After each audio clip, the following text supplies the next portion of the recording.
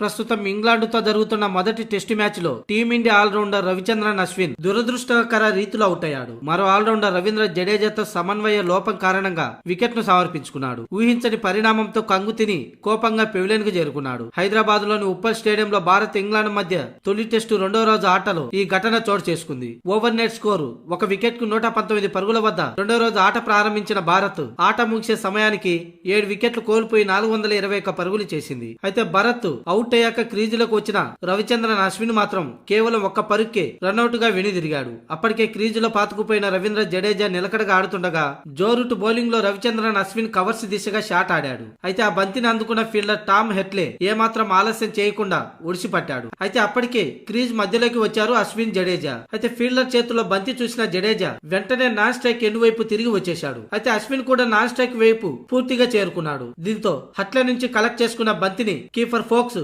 గీరాటేశాడు. మొత్తానికి జడేజా క్రీజ్ మధ్యలోకి వచ్చి రిటర్న్ గా వెళ్లిపోవటమే అశ్విన్ రన్అట్ కారణం. దీంతో టీమిండియా 7 వికెట్ ను కోల్పోయింది. మొత్తానికి రెండో రోజు ఆట ముగిసే సమయానికి భారత్ 421 పరుగులు చేసింది. క్రీజులో జడేజా 81 పరుగులు, అక్షర్ పటేల్ 35 పరుగులతో ఉన్నారు.